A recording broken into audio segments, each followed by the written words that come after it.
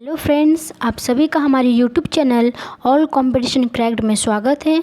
आज जो हम जानेंगे दोस्तों, आज जानेंगे करंट अफेयर्स का इम्पॉर्टेंट क्वेश्चन जो कि UPSC, SSC, bank, railway and other competition exam के लिए इम्पॉर्टेंट है। दोस्तों, वीडियो को देखने से पहले आप चैनल को लाइक कर दें, ज़्यादा से ज़्यादा लोगों को शेयर करें और जो भी आपका कमेंट हो दोस्तों आप कमेंट करें एंड सब्सक्राइब कर दें, साथ ही बेल आइकन को क्लिक कर दें। ओके दोस्तों, तो चलिए बिना देरी करते हुए क्वेश्चन स्टार्ट करते हैं। जो भी क्वेश्चन मैं बताऊंगी दोस्तों ये एग्ज़ाम के पॉइंट ऑफ व्यू से काफ़ी इंपॉर्टेंट है। तो चलिए पहला क्वेश्चन देख लेते हैं। पहला क्वेश्चन जो है दोस्तों, मालिक गणराज ने एनटीपीसी को कितने मेगावाट क्षमता वाले सोलर पार्क के विकास के लिए परामर्श परियोजना का अनुबंध दिया है? ठीक है दोस्तों, आपका ये चार ऑप्शन दिया गया है ए बी सी डी। ए का जो ऑप्शन है 120 मेगावाट, बी का ऑप्शन है 500 मेगावाट, सी का ऑप्शन है 1000 मेगावाट और डी का ऑप्शन है 270 मेगावाट।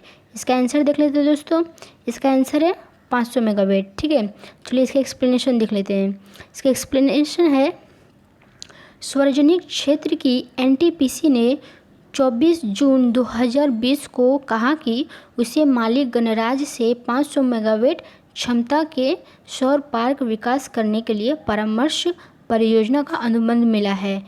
यह अनुबंध 500 मेगावाट, देखिए यहाँ पे 500 मेगावाट है दोस्तों, 500 मेगावाट क्षमता के सौर पार्क मालिक गणराज्य में विकसित करने के लिए है। ऊर्जा मंत्री आर के सिंह अभी अंतर्राष्ट्रीय सौर संघ यानी IAS के अध्यक्ष भी हैं। ठीक है, इससे पहले टोगो गणराज्य ने अपने देश में 285 मेगावाट क्षमता के सौर पार्क के विकास में पीएमसी सहायता के लिए एनटीपीसी को इस तरह शामिल किया था। समझ में आया दोस्तों? तो इसका आंसर में हम लोग टिक लगा देते हैं 500 मेगावाट। ठीक है, ये देखिए 500 मेगावाट इसका राइट आंसर है। चलो दोस्तों नेक्स्ट क्वेश्चन देख लेते हैं। नेक्स्ट क्वेश्चन है, रिलायंस इंडस्ट्री के चेयरमैन मुकेश अंबानी दुनिया के सबसे अमीर लोगों की सूची में किस स्थान पर पहुंच गए हैं? ऑप्शन है दोस्तों आपका तीसरे स्थान पर, चौथे स्थान पर, 7वें स्थान पर या 9वें स्थान पर। इसका आंसर देख लेते हैं दोस्तों, इसका एक्सप्लेनेशन देख लेते हैं। चलिए एक्सप्लेनेशन देखिए। एक्सप्लेनेशन, रिलायंस इंडस्ट्री के चेयरमैन मुकेश अंबानी फोर्ब्स की अरबपतियों की रियल टाइम लिस्ट में 9वें स्थान में है। ठीक है, 9वें स्थान पर है। फोर्ब्स के शीर्ष 10 धनुकुबरों की सूची में अमेजन के प्रमुख जेफ बेजोस पहले स्थान पर है। उनके पास करीब 160 अरब डॉलर की संपत्ति है। 160 अरब डॉलर की संपत्ति है। इसके बाद माइक्रोसॉफ्ट के बिल गेट्स का स्थान आता है। ठीक है, फिर गेट्स के पास कुल 108.7 अरब डॉलर की संपत्ति है। ठीक है दोस्तों, फ्रांस के ब्रॉन्ड ऑलंट और उनका परिवार इस सूची में तीसरे स्थान पर है। उनके पास 103.2 अरब डॉलर की संपत्ति है। ठीक है, इसी तरह करते करते दोस्तों सभी के पास मैंने उससे ज़्यादा ही संपत्ति है। ठीक है, और जो मुकेश अंबानी है वो 9वें स्थान पर आते हैं। तो इसका आंसर हो जाएगा डी। ठीक है दोस्तों, तो चलिए नेक्स्ट क्वेश्चन देख लेते हैं। नेक्स्ट क्वेश्चन है, भारतीय रिजर्व बैंक यानी RBI ने PMC बैंक पर प्रतिबंध कितने दिनों के लिए बढ़ा दिया है? आपको ऑप्शन देखिए दोस्तों, 6 महीने के लिए, 10 महीने के लिए या 11 महीने के लिए या 8 महीने के लिए। इसका आंसर देख लेते हैं दोस्तों, एक्सप्लेनेशन देख लेते हैं। पहले एक्सप्लेनेशन देखते हैं। ठीक है, भारतीय रिजर्व बैंक यानी RBI ने PMC बैंक पर लगे प्रतिबंध को 6 माह के लिए बढ़ा दिया। कितने महीने के लिए बढ़ा दिया दोस्तों? 6 महीने के लिए। ठीक है, वहीं ग्राहकों को राहत देते हुए कैश निकालने की लिमिट बढ़ा दी है। अब बैंक के डिपॉजिटर्स 1 लाख रुपये तक निकाल सकेंगे। ठीक है, अब जो बैंक के डिपॉजिटर है वो 1 लाख रुपये तक निकाल सकेंगे। अब तक ये लिमिट 5,000 रुपये की थी, 50,000 रुपये की थी। ठीक है दोस्तों, अब तक लिमिट कितनी थी? 50,000 रुपये की थी। अब कितना हो गया है? 1 लाख रुपये। ठीक है, कितने महीने के लिए बढ़ा दिया है? 6 महीने के लिए। देखिए पीएमसी बैंक पर लगे प्रतिबंध 6 माह के लिए बढ़ा दिया गया है। आरबीआई के इस फैसले से करीब 84% डिपॉजिटर को राहत मिलेगी। ठीक है, 84% जो डिपॉजिटर्स है उसको राहत मिलेगी। दरअसल आरबीआई ने नियमों के उल्लंघन और गड़बड़ी को लेकर पीएमसी बैंक पर पाबंदी लगाई है। ठीक है दोस्तों, समझ में आया? तो चलिए इसके ऑप्शन में जो है हम लोग टिक मार्क कर दे लेते हैं। तो इसे कितने महीने के लिए बढ़ा दिया दोस्तों? 6 महीने के लिए। ठीक है, ये हमारा आंसर हो गया। इसको याद कर लीजिएगा दोस्तों। जो भी पॉइंट बताए हैं, पहले कितने रुपए की थी लिमिट? 50,000 की, अब उसको बढ़ा कर दिया है 1 लाख रुपए की। ठीक है, तो कितने लोगों की राहत मिलेगी दोस्तों? 84%, 84% डिपॉजिटर्स को राहत मिलेगी। ठीक है, किसके तहत दोस्तों? पीएमसी इसके तहत। ठीक है दोस्तों, तो चलिए आप इसको लिख लो। ठीक है, तो चलिए नेक्स्ट क्वेश्चन देखते हैं। हाल ही में किस राज्य सरकार ने 90 दिन के अंदर राज्य के हर घर में टेस्टिंग करने की घोषणा की है? ठीक है, 90 दिन के अंदर हर घर में टेस्टिंग करने की घोषणा की है। किस चीज़ का टेस्टिंग दोस्तों? कोरोना वायरस की। ठीक है दोस्तों, चलिए ऑप्शन देख लेते हैं। बिहार, पंजाब, आंध्र प्रदेश या झारखंड। चलिए इसका आंसर देख लेते हैं और एक्सप्लेनेशन देख लेते हैं। पहले एक्सप्लेनेशन देखते हैं। आंध्र प्रदेश, कौन से शहर की? आंध्र प्रदेश सरकार ने 90 दिन के अंदर राज्य के हर घर में टेस्टिंग करने की घोषणा की है। कोरोना वायरस टेस्टिंग के मामले में आंध्र प्रदेश पूरे देश में पहले स्थान पर है। ठीक है, आंध्र प्रदेश जो देश है, शहर है, वो पूरे देश में पहले स्थान पर है। आंध्र प्रदेश के स्वास्थ्य विभाग के विशेष मुख्य सचिव जवाहर रेड्डी, देखिए मुख्य सचिव जवाहर रेड्डी के अनुसार सभी जिले में कोरोना टेस्ट लैब स्थापित किए गए हैं। राज्य भर में अब तक 6.76 लाख से अधिक टेस्ट करने और प्रति 10 लाख लोगों में औसतन जो है वो 12,675 लोगों को कोरोना टेस्ट किया जा चुका है। देखिए दोस्तों, इसको आप थोड़ा पॉइंट नोट कर लीजिए। राज्य भर में अब तक कितने टेस्ट हो चुके हैं? 6,76,000। ठीक है, इतने हो चुके हैं और प्रति 10 लाख लोगों में औसतन जितना है वो 12,675 लोगों को कोरोना टेस्ट पॉजिटिव निकला है। ठीक है दोस्तों, तो ऑप्शन में टिक मार देते हैं कि कौन सा शहर ने स्टार्ट किया है। तो यहाँ पे ऑप्शन में दे लेते हैं, यहाँ पे जो होगा वो आंध्र प्रदेश। ठीक है दोस्तों, आंध्र प्रदेश सी। चलिए नेक्स्ट क्वेश्चन देख लेते हैं दोस्तों। नेक्स्ट क्वेश्चन जो है, रणजी क्रिकेट में सबसे ज़्यादा विकेट लेने वाले किस स्पिनर का हाल ही में निधन हो गया है? ऑप्शन देखिए, पहला जो ऑप्शन है राजेंद्र गोयल, दूसरा जो है बिशन सिंह बेदी, तीसरा ऑप्शन जो है अनिल कुंबले, चौथा है चेतन शर्मा। आंसर देख लेते हैं दोस्तों, उसके बाद पहले एक्सप्लेनेशन देख लेते हैं, उसके बाद आंसर देखते हैं। देखिए, प्रथम श्रेणी क्रिकेट में अपने ज़माने के दिग्गज, ठीक है, स्पिनर राजेंद्र गोयल। देखिए आंसर मिल गया आपको, किसने? राजेंद्र गोयल। ठीक है, ये रहा राजेंद्र गोयल का उम्र संबंधी बीमारियों के कारण हाल ही में निधन हो गया। वे 77 वर्ष के थे। कितने वर्ष के थे? 77 वर्ष के थे। गोयल ने हरियाणा और उत्तर क्षेत्र की तरफ से प्रथम श्रेणी क्रिकेट में 157 मैच में 750 विकेट चटकाए हैं। ठीक है, वे 44 साल तक प्रथम श्रेणी क्रिकेट खेलते रहे। ठीक है, सुनील गावस्कर ने अपने किताब यानी आइल्स में जिन खिलाड़ियों को जगह दी थी उसमें गोयल भी शामिल थे। ठीक है, ये चीज़ आप थोड़ा नोट कर लीजिएगा। सुनील गावस्कर जो है वो अपनी किताब, कौन सा किताब लिखे थे? आइडल्स। ठीक है, आइडल्स लिखे थे, उसमें ये राजेंद्र गोयल भी शामिल थे। इधर समझ में आया दोस्तों? तो चलिए क्वेश्चन पे जो ऑप्शन है उसमें टिक मार लेते हैं। पहला ऑप्शन है होगा हमारा राइट। ठीक है, राजेंद्र गोयल। चलिए नेक्स्ट क्वेश्चन देख लेते हैं दोस्तों। नेक्स्ट क्वेश्चन जो है, अंतर्राष्ट्रीय योग दिवस निम्न में से किस दिन मनाया जाता है? आपका ऑप्शन है 10 जून, 15 मार्च, 21 जून या 12 अप्रैल को? चलिए इसका एक्सप्लेनेशन देख लेते हैं।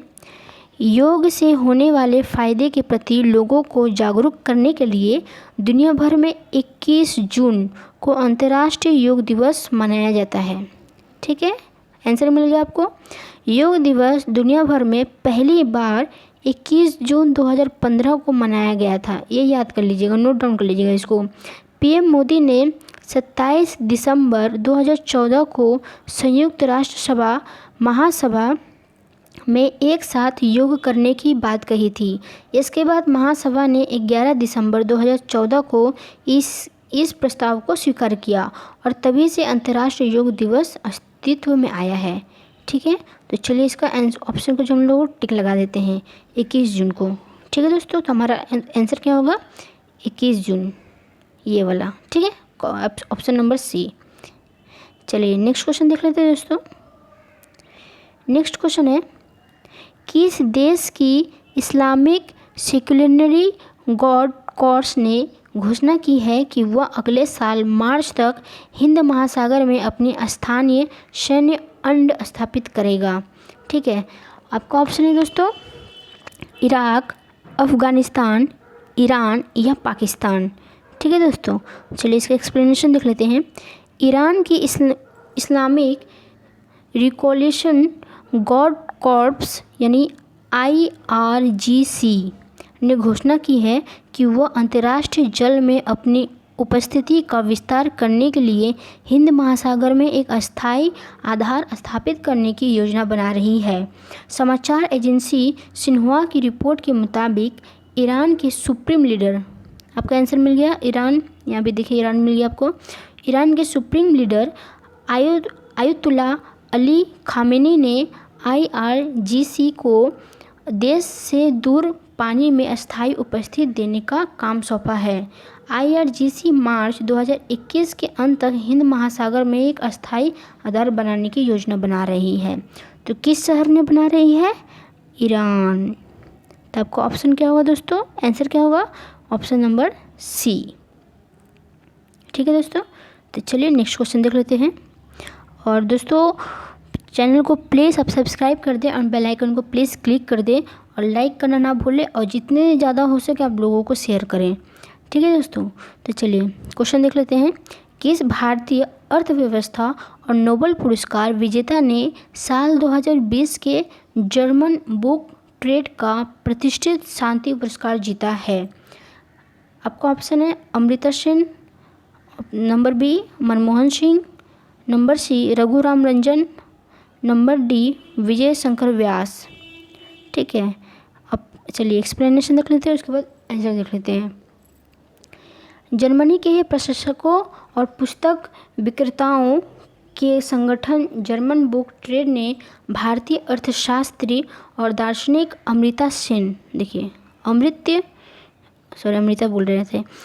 सेन को 2020 के शांति पुरस्कार के लिए चुना है और भारतीय अर्थव्यवस्था अमृता सेन को विश्व भर में फैले सामाजिक अन्याय को उजागर करने के लिए उनके काम के लिए सम्मानित किया गया। अमेरिका की हार्वर्ड यूनिवर्सिटी में पढ़ाने वाले प्रोफेसर अमृता सेन को साल 1998 में नोबेल शांति पुरस्कार से भी नवाजा जा चुका है। ठीक है, 1998 में नोबेल शांति पुरस्कार से नवाजा जा चुका है। ठीक है दोस्तों, तो ये आपको आंसर मिल गया। कौन है इसका? अमृता सेन। ठीक है दोस्तों, ये रहा ऑप्शन नंबर ए, अमृता सेन। चलिए नेक्स्ट क्वेश्चन देख लेते हैं। अंतर्राष्ट्रीय ओलंपिक दिवस निम्न में से किस दिन मनाया जाता है? ठीक है, ये काफ़ी क्वेश्चन पूछा है, मैं जितना भी क्वेश्चन बता रही हूँ काफ़ी पूछ चुका है और काफ़ी पूछने भी वाला है, ये करंट का है। ठीक है, तो ऑप्शन देख लेते हैं। 10 जनवरी, 15 मार्च, 22 मई, 23 जून। चलिए एक्सप्लेनेशन देख लेते हैं। प्रत्येक वर्ष 23 जून को, देखिए आंसर मिल गया आपको। प्रत्येक वर्ष 23 जून को दुनिया भर में अंतर्राष्ट्रीय ओलंपिक दिवस यानी इंटरनेशनल ओलंपिक डे का आयोजन किया जाता है। इस दिवस के आयोजन का मुख्य उद्देश्य मानवीय जीवन में खेल के महत्व को चिन्हित करना और दुनिया भर में खेल और खेलों के भागीदारी को बढ़ावा देना है। अंतर्राष्ट्रीय ओलंपिक समिति की स्थापना 23 जून 1894 को पेरिस में की गई थी और यह ओलंपिक खेल के नियमित आयोजन को सुनिश्चित करता है। सभी संबंधित सदस्य संगठनों का समर्थन करता है और उचित तरीकों से ओलंपिक के मूल्यों को बढ़ावा देता है। ठीक है दोस्तों, तो कब ये पहला कब किया गया था? 23 जून 1894 को। ठीक है, तो अभी तक चलता आ रहा है, तो ये 23 जून हमारा आंसर हो जाएगा। तो हमारा जो ऑप्शन है वो डी नंबर। ठीक है, डी नंबर हमारा राइट आंसर होगा। चलिए नेक्स्ट क्वेश्चन देख लेते हैं दोस्तों। केंद्र सरकार ने हाल ही में प्रधानमंत्री मुद्रा योजना के तहत शिशु कर्ज श्रेणी के अंतर्गत आने वाले छोटी राशि का कर्ज ले रखे कर्जदाताओं को कितने प्रतिशत ब्याज सहायता देने को मंजूरी दी है? ठीक है, 2% option A, 3% option B, 4% option C, 5% option D. चलिए इसका आंसर देख लेते हैं दोस्तों, इसका एक्सप्लेनेशन देख लेते हैं। यह कदम छोटे कारोबारियों को कोरोना वायरस महामारी और उसके बाद उसकी रोकथाम के लिए लॉकडाउन से हुई समस्या से पार पाने में मदद के लिए उठाया गया है। प्रधानमंत्री मुद्रा योजना की सीसी श्रेणी में लाभार्थियों को 50,000 रुपये तक का कर्ज बिना किसी गारंटी के दिया जाता है। ठीक है, प्रधानमंत्री नरेंद्र मोदी ने 8 अप्रैल 2015 को प्रधानमंत्री मुद्रा योजना यानी PMMY की शुरुआत की थी। ये आप नोट कर लीजिएगा, काफ़ी इम्पोर्टेंट है। ठीक है, इसके तहत 10 लाख रुपए तक का कर्ज लघु एवं सूक्ष्म उद्योगों को दिया जाता है। ठीक है दोस्तों, तो चलिए कितने प्रतिशत दिया गया था दोस्तों?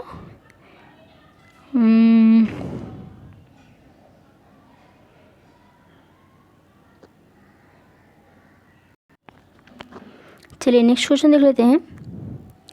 विश्व रक्तदान दिवस निम्न में से किस दिन मनाया जाता है? ठीक है, 20 जून, 25 फरवरी, 10 मार्च या 10 जून। चलिए इसका एक्सप्लेनेशन देख लेते हैं। विश्व रक्त दिवस हर साल 14 जून को मनाया जाता है। आंसर मिल गया आपको दोस्तों, 14 जून। विश्व स्वास्थ्य संगठन द्वारा इस दिन को रक्तदान दिवस के रूप में घोषित किया गया था। साल 2004 में स्थापित इस कार्यक्रम का मुख्य उद्देश्य सुरक्षित रक्त उत्पादकों की आवश्यकता के बारे में जागरूकता बढ़ाना है। कार्ल लैंडस्टेनर वही साइंटिस्ट है जिन्होंने ब्लड ग्रुप सिस्टम से दुनिया को अवगत करवाया था। ये काफ़ी इम्पोर्टेंट है, कार्ल लैंडस्टन। ठीक है, वही साइंटिस्ट है जो दुनिया को ब्लड ग्रुप के बारे में अवगत कराया था। ठीक है दोस्तों, इसको अंडरलाइन कर लेते हैं। ब्लड ग्रुप को पता लगाने के लिए कार्ल लैंडस्टनर को साल 1930 में नोबेल पुरस्कार से भी नवाजा गया था। ठीक है, कार्ल लैंडस्टर का जन्मदिन 14 जून को हुआ था। ठीक है, उन्हीं के जन्मदिन के लिए रक्तदाता दिवस मनाया जाता है। ठीक है, उनका जन्म 14 जून को हुआ था, इसलिए उनका जन्मदिन माने रक्तदान दिवस 14 जून को मनाया जाता है। और उनको पहला पुरस्कार जो मिला था 1930 को मिला था। उनका नाम क्या है? कार्ल लैंडस्टनर। ठीक है, इतना समझ में आया दोस्तों? चलिए आंसर में टिक लगा देते हैं और हमारा जो आंसर होगा वो ऑप्शन नंबर डी होगा। ठीक है दोस्तों, चलिए नेक्स्ट क्वेश्चन देख लेते हैं। हाल ही में देश के किस सबसे उम्रदराज क्रिकेटर का 100 साल की उम्र में निधन हो गया? ठीक है, एक जो परत है कि हाल ही में निधन हुआ जो कि 77 ईयर्स के थे, अभी ये 100 साल के उम्र में निधन हो गया। ठीक है दोस्तों, तो चलिए इसका ऑप्शन देख लेते हैं। बिशन सिंह बेदी, बी नंबर है वसंत राज्य, सी नंबर है भगवत चंद्रशेखर, डी नंबर है गुंडप्पा विश्वनाथ। चलिए इसका एक्सप्लेनेशन देख लेते हैं।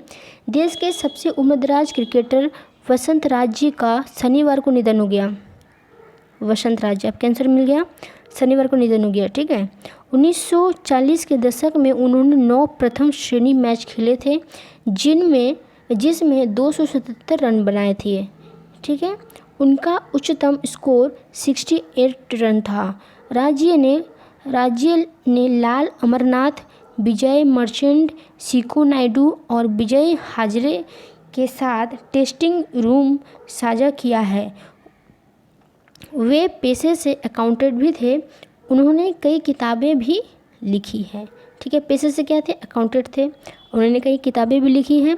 ठीक है, तो उनका नाम क्या है? वसंत राज जी। चलिए, हमारे जो आंसर होगा वो ऑप्शन नंबर बी। ठीक है दोस्तों, ऑप्शन नंबर बी। चलिए नेक्स्ट क्वेश्चन देख लेते हैं। इनटेक के मुताबिक उड़ीसा की महानदी में कितने वर्ष पुराना 60 फीट का डूबा हुआ मंदिर मिला है? 500 साल का, 800 साल का, या 900 साल का, या 100 साल का?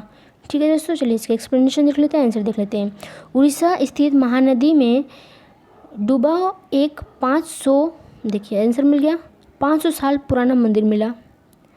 नदी घाटी में मौजूद ऐतिहासिक विस्तार का दस्तावेजीकरण कर रहे विशेषज्ञों ने यह जानकारी दी। उड़ीसा में Indian National Trust for Art and Culture Heritage INTACH के परियोजना समन्वयक अनिल धीर ने बताया कि 60 फीट ऊंचा मंदिर माना जा रहा है कि करीब 500 साल पुराना है और हाल में परियोजना के तहत इसका पता लगाया गया। अब तक इनटेक ने दस्तावेजीकरण परियोजना के तहत महानदी में मौजूद 65 यानी 65 प्राचीन मंदिरों का पता लगाया है। तो हमारे इंडिया का है, तो ये आंसर मिल गया आपको दोस्तों। तो ऑप्शन नंबर ए होगा। ठीक है, ऑप्शन नंबर ए होगा हमारा। चलिए नेक्स्ट क्वेश्चन देखते हैं। निम्न में से किस देश को हाल ही में 8वीं बार संयुक्त राष्ट्र सुरक्षा परिषद यानी UNSC का अस्थायी सदस्य चुना गया है? ऑप्शन देख लीजिए। Option number A Nepal, B Pakistan, C Bangladesh, D Bharat. Answer देखते हैं इसका। भारत 17 जून 2020 को 8वां बार संयुक्त राष्ट्र सुरक्षा परिषद यानी UNSC, आंसर मिल गया, 17 जून का अस्थायी सदस्य चुन लिया गया। वहाँ पे देश पूछा तो भारत है। ठीक है, आंसर आपको ऑलरेडी मिल गया। अब भारत साल 2021-2022 के लिए इस सर्वोच्च अस्थायी सदस्य बन गया है। भारत इसके पहले 1950 से 51 तक, 1967 से 68 तक, 1972 से 73 तक, 1977 से 78 तक, 1984 से 85 तक, 1991 से 92 तक, 2011 से 12 तक में यह जिम्मेदारी निभा चुका है। सुरक्षा परिषद में मौजूदगी से किसी भी देश का यूनान प्रणाली में दखल और दबदबावे का दायरा बढ़ जाता है। ऐसे में 8 साल बाद भारत का सुरक्षा परिषद पहुंचना काफ़ी महत्वपूर्ण है। ठीक है, तो चलिए ऑप्शन में हम लोग टिक लगा लेते हैं। हमारा इंडिया का है। ठीक है, सुरक्षा परिषद। चलिए नेक्स्ट क्वेश्चन देख लेते हैं। निम्न में से कौन सा देश द्वितीय विश्व युद्ध में विजय की 75वीं वर्षगांठ के अवसर पर मॉस्को में आयोजित सैन्य परेड में भाग लेने हेतु तीनों सेना के 75 सदस्य दल को वहां भेजेगा? ऑप्शन है आपका चीन, जापान, भारत या जर्मनी। चलिए आंसर देख लेते हैं।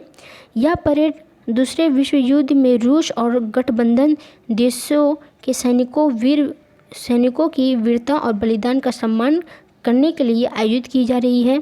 ठीक है, यह परेड किस लिए? जो हम लोग को हमारे जो देश के वीर हैं उनके बलिदान के लिए, सम्मान के लिए आयोजित की जा रही है।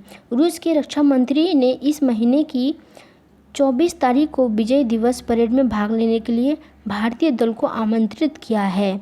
परेड में भारत की भागीदारी विश्व युद्ध के महान नायकों को याद करने के लिए रूस में लोगों के साथ एकजुटता और श्रद्धांजलि के प्रतीक के रूप में होगी। कौन सा देश? भारत। आंसर मिल गया दोस्तों आपको। तो भारत में हम लोग टिक लगा देते हैं, option number C.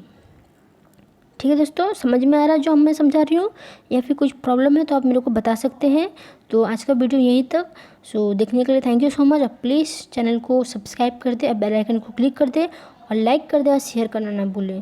So thank you so much दोस्तों, टेक केयर एंड बाय।